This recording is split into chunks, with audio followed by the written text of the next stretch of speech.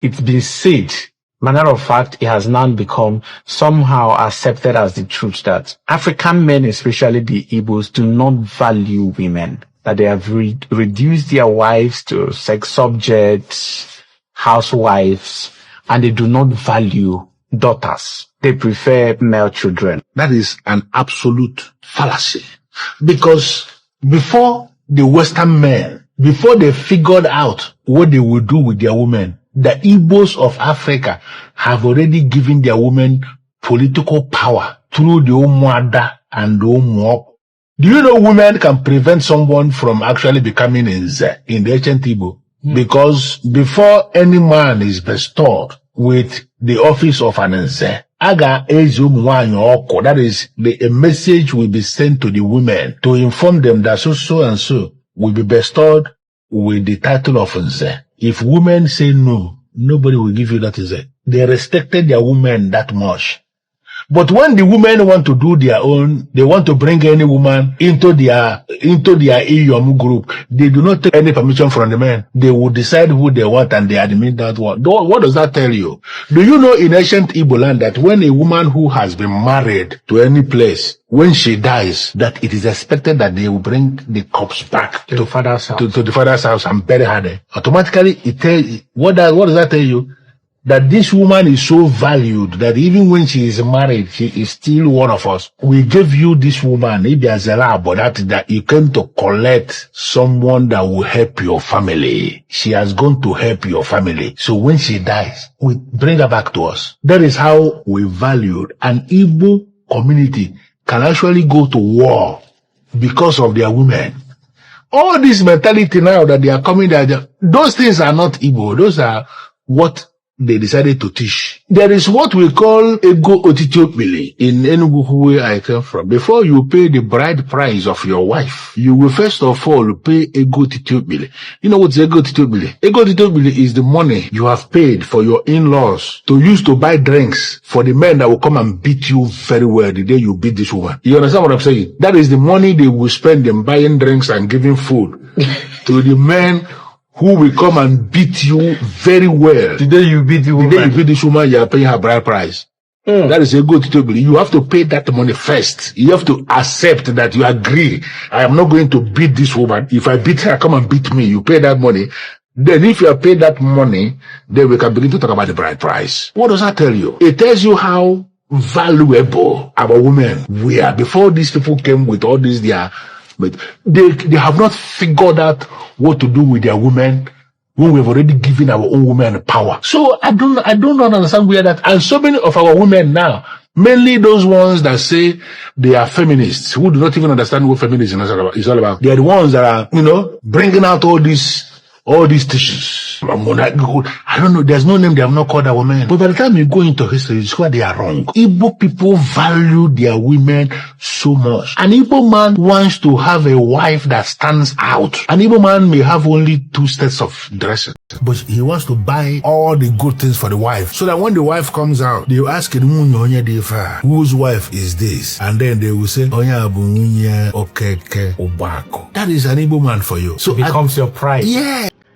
In addition to what this man is saying, a lot of people are scared of saying the truth, but I will tell you, one of the biggest disharm that imported religion, the so-called Christianity, did to us, Ndi Igbo, is that they bastardized our culture. It took away our value system. If you don't like it, go and hug Transformer. I have no apologies for you. Just the same way Islam have done more damages to the north, Christianity has done more damages to the south. But the funny thing is that some people don't see it. They will just come and say, he brought civilization, he brought education, but you took away not just your mineral resources, you took away your value system, you took away your belief system, you took away your mental freedom. This is why we are enslaved here. And this is why I keep saying that our perishing is not because we lack money. It is not because of bad government. We are perishing because we lack knowledge. My people perish for lack of knowledge. If you see anyone who comes to say this, that Igbo people do this, Igbo people do that, is because he lacks knowledge. You are just part of those who Christianity has taken. They said to whom Christianity is given, brain is taken. There is no people that think right. One is involved religion. The era of one man, one wife, the era of kill what is in your father's house, the era of your ancestor is the problem, is what gives birth to these patriarchy issues about women not being treated right in our society. It is that Christianity that start fighting for women equal rights. It is that Christianity that gives birth to what they call feminism. They want to remove it from religion, but it's the same people with the same ideology that are fighting it. I go lie for you. There is nobody that is a traditionalist that will come out and say this thing about the power that women have in Igbo culture. No one. You must be a Christian or an atheist or a Muslim to be the one fight, because now religion that they use, that foundational faith is what they use to attack our traditional beliefs.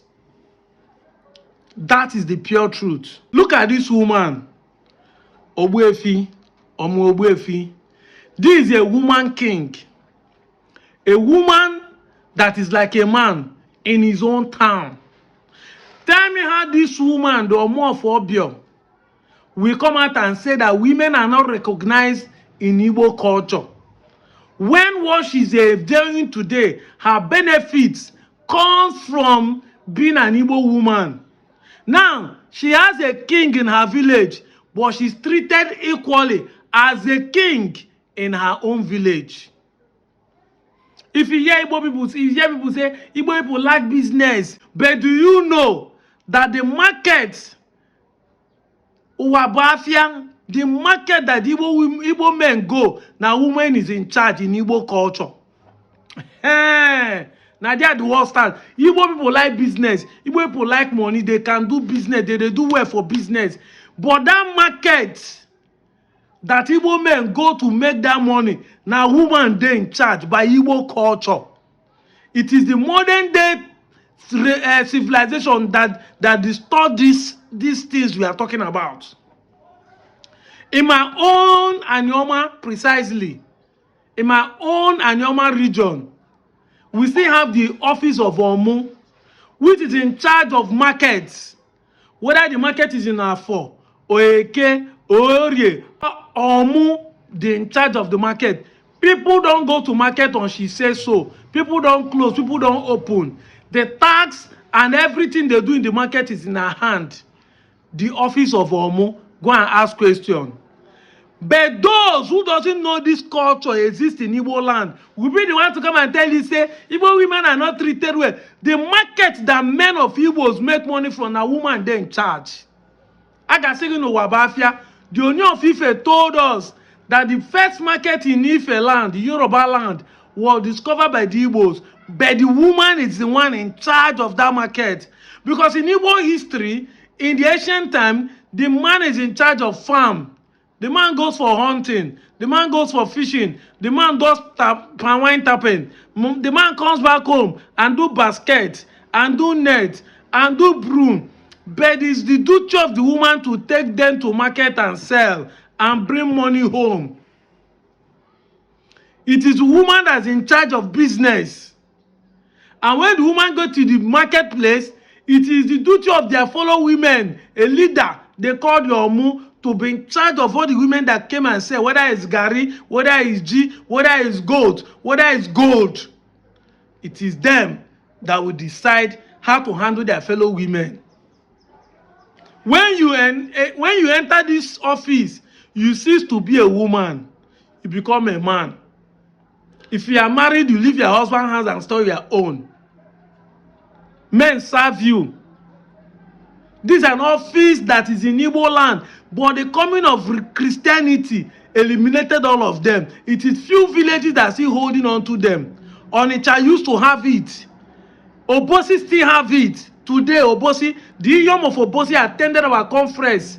The Omo of Obosi, Iyom of Obosi attended our conference last year, August 29 and 30th in Opanam. I go live for you. Go and ask questions. The Omo of Obio also attended. And so many Omos that I know, like Omo of Ibuzo, these offices exist. I'm talking of Anambra, Obosi, so that you won't think I don't know what I'm talking about. Because some of you, when we say this, you say, but Anyama people are not Igbo. I'm talking of Obosi, not Onitsha alone. Onitsha, since Onitsha own died, they have not installed it. And I don't know why the king and Ichebe have not installed it. But I know it's part of the politics of the day. And when they destroy these traditions, some of you will open your gutter mouth to come and insult the men that they don't give rule, they don't give opportunity for women to thrive in an Igbo society. The women hold a very strong position in Igbo society. There's never been a time that the women are treated unequally. Yes, the women are the wives, but we never did so. That is why women, the Igbo women are the one they first give the opportunity to stand their ground and host a riot, what they call a revolt against the British government. The Aba women riot. Where does it happen? These are the things we keep telling you people. Anytime you see anyone who comes, any girl, whether you like it or not, any woman, because even women are not good to be married, they don't treat their women equally. It is because Christianity has eaten you raw. And I will say the way it is. I am called the deputy Jesus for this reason.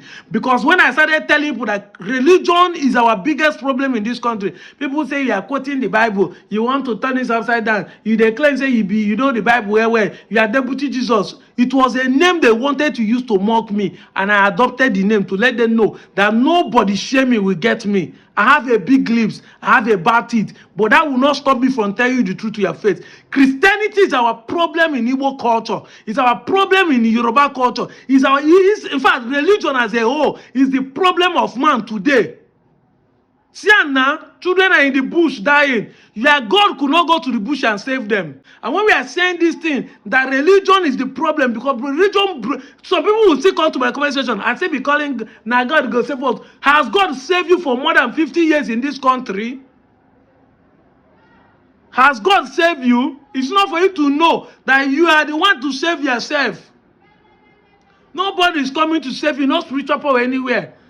See, as they arrest pastors that are doing fake miracle in Anambra now, everywhere don't quiet, everywhere don't run from church. Tomorrow night you come and say, men are doing this. Why won't men do it when the women are the one plenty in the church? But if you tell the women the truth, leave religion and focus on their culture, know your traditions. Malifendi uboduno na aso. You say, no, we are civilized. We are civilized. Did they tell you not to be civilized? Are you more civilized than those that practice culture? Are you more civilized, more educated than us? Many of you have not even seen anything. Are you more educated than most of us? What have you seen that you think that Christianity will offer to you that we have not seen? I'm out of here, Joe.